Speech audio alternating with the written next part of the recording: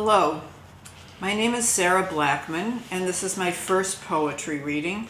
So I'd like to thank anyone who's listening and feels that there's value in this type of work. This first poem recalls a day that, although not long ago, I already wish I could relive. Cherry season. We drove north to pick cherries. Cool day, some cottony clouds, breeze ruffling the leaves. The parking lot was full, and I stayed with the car, my broken foot keeping me grounded, listening to the leaves and wondering about the other pickers. Where else did our lives intersect? Did any of them respond to the restraint of Japanese woodblock prints? The love and squalor of J.D. Salinger? Did poetry illuminate the world for them, speak to the depth of their losses, the raw edge of disappointment? I imagined us leaning back into unfolded chairs under the sycamore tree singing me a lullaby, tasting the fullness of summer in our cherries, sinking into the comfort of our communion.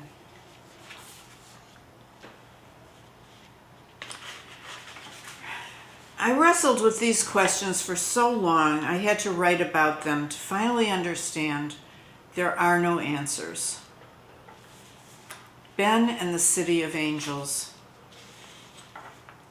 What was Ben thinking last Thursday morning when he put on his just clean jeans, tank top, sneakers, made sure he has ID in his pocket, when he came down off the porch to greet his neighbor and play fetch with the dog on the lawn, when he wound his way through city streets just after rush hour, driving to the heart of downtown, when he rode the elevator to the 28th floor, walked through the door and somehow scaled the 10-foot plexiglass wall considerately on the backside of the building before his fall 23 floors down without a sound. Not onto the sidewalk in view of gawkers, but out of the way on a 5th floor deck. In a movie I once saw, an angel dove from a skyscraper to become mortal, to fall into love. What was Ben thinking when he soared off City Hall? Did he want to become immortal? Did he hope he would fall into grace? What?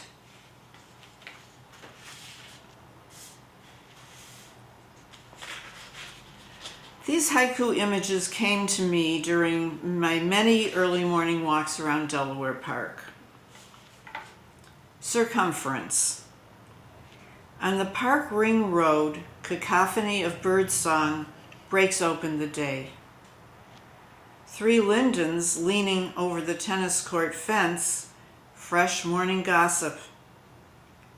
A group of golfers, sunlight glinting off their clubs, walks through dew and fog.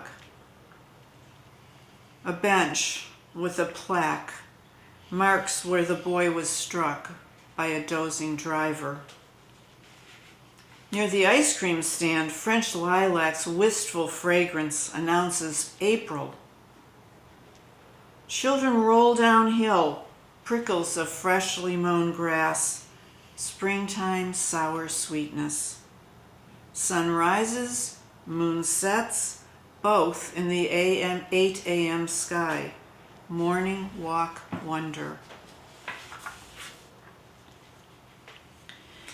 I rediscovered my dearest high school friend near the time of our 50th reunion, and I learned that he was living in France.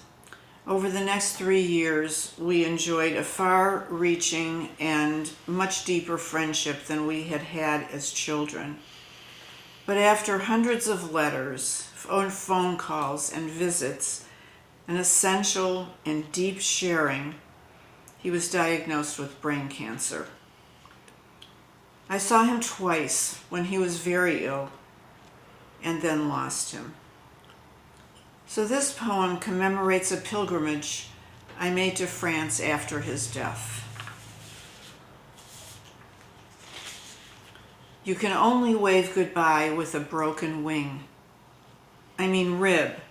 I mean before you break your rib, before you lean forward on the plane to grab your bag under the seat in front of you, before you realize that you're reaching for the unreachable, before you hear your rib snap, you're not thinking about waving goodbye. You're thinking, or maybe not thinking, maybe just knowing that you will go to all the places you went and you will be with him again. And he will be waiting with that full-hearted hello, and you will sense him. You'll go into the mill house and see the painting his cousin made, the Han Dynasty horse on the windowsill, the gleaming wooden dining table, the blue and white tiles in the kitchen where he calmly concocted heaven. And he will be beside you, conducting the tour wordlessly, and you will have the joy of accompanying him. But when you get to the house and first unlock the door, an innocent, hopeful walk in, you instantly know he's not there. He's not on the towpath to the boulangerie or watering the garden. He's not just out walking the dog. He is wholly absent, a vacancy so complete there is not even air. You are not saying hello, wounded bird. You are raising your arm with all the pain of the broken rib and waving goodbye.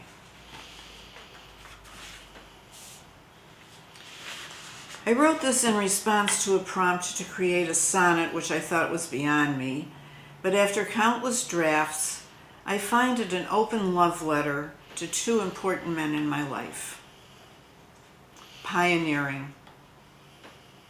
William Carlos Williams, you stirred me from my sophomore sleepwalk with your love letter to Kentucky's passionate wanderer, allowed me to glimpse the green wilderness as Boone delved ever deeper into his Eden, opening to its ecstasies.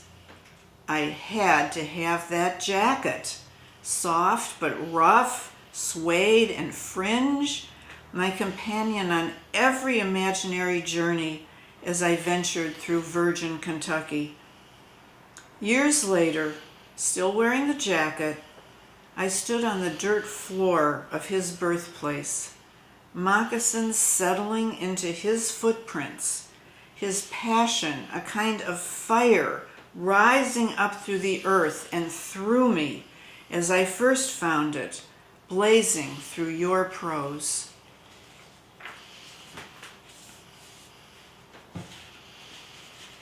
This and the next poem are tributes to the dynamo, devil, and deer who was my mother, Mina. My 4'9", 88-year-old mother was as unusual as her name, Mina. I never knew anyone else who had it. She wore 3-inch heels to museum openings, volunteered somewhere different every day of the week, lunched on soup at Nordstrom, and patiently peeled every string off the celery for her egg salad. Her favorite expressions, delivered with the full force of her faith, were "do it" and "make a new friend every day." She knew all the baristas at Starbucks by name and always insisted on treating me. "I have a card," as if that made it free. All this until 1 month before she died. 3 years later to the day, I walked into a Starbucks to order my iced decaf quad grande half pump mocha Americano and was greeted with a welcoming smile by a petite barista wearing a hand-lettered name tag that read Mina.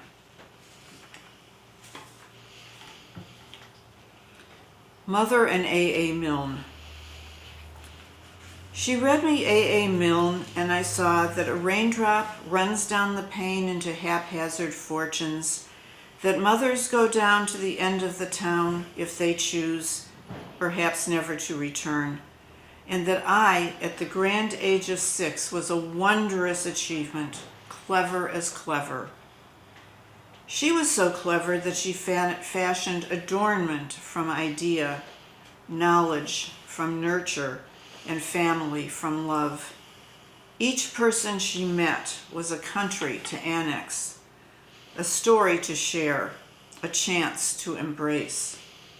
All she inherited became her and left her embellished, caressed, and spilling delight. So we learned that the world extended beyond us to age's accomplishments, stories, and tears, and that some kind of faith made the circle complete. The love that was given can be given again.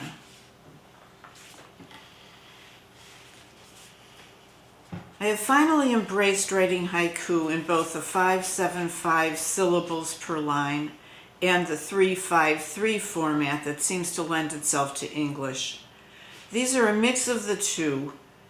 You will probably be able to discern my seasonal biases. Haiku through the seasons.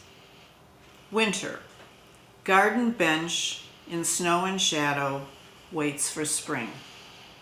Enough said. Spring. Boom of thunderclap, rain gushing out of gutters, early morning fugue. Tea and toast, leisurely morning with birdsong. The snap of the line, today's washing, waves at us from across the lawn. Summer, on a float, drifting on the lake, blue for days. Baskets of peaches, sweet with the juice of summer, how swiftly they spoil. Languid August night, gliding in his huge Chrysler. How far is Kansas? My own bed again after a summer sojourn, early morning breeze. Cicada thrumming swells night air, sleep won't come. Last days of August, feathery white clouds scudding toward the finish line. Autumn. Shorter days. Gray hovers over gold carpets. Weep, willow, for the days now gone, which once shone. 16th floor vista. Expressways meander through October malaise. Driving home, red light stops me cold. Change coming. Low cloud banks spit out rain pinpricks. November.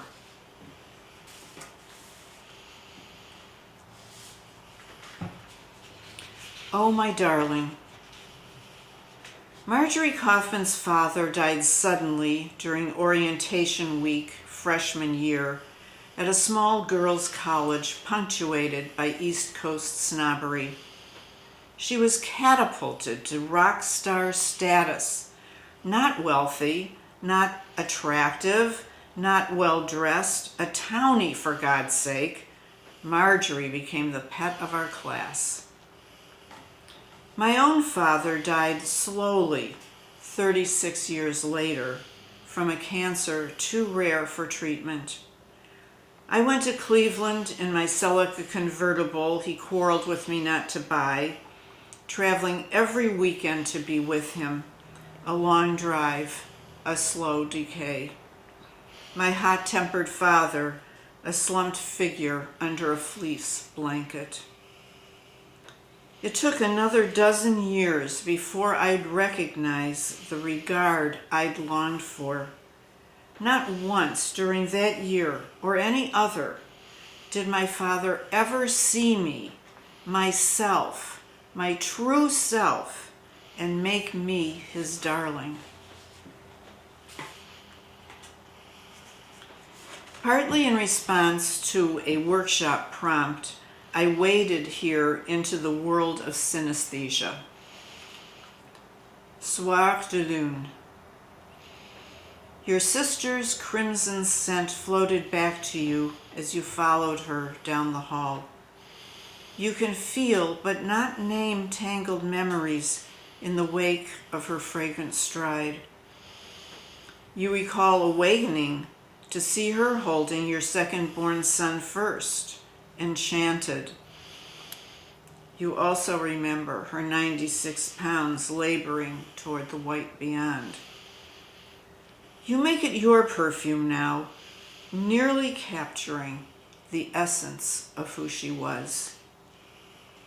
A whisper was felt, an amber light in the air, a voice glistening.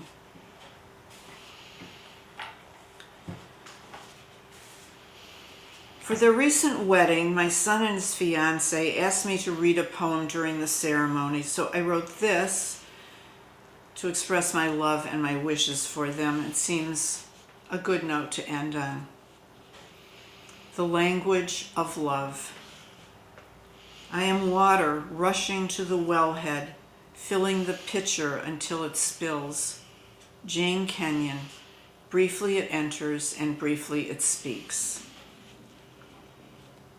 Let us speak of love, not as a package wrapped in pretty nouns and adjectives, golden candlelight, rosebuds, and soft music. Let us speak of love with verbs, listening because you are heard, accepting because you are accepted, understanding because you're understood, caring, respecting, compromising. Let us speak of love as each of you completing yourself, not each other, and coming together to accompany one another. Love as discovering yourselves through each other and creating the new together. Let us speak of love as where you are, as taking each other's hand, promising to have and to hold, to be two of the lucky ones, the luckiest ever. Thank you.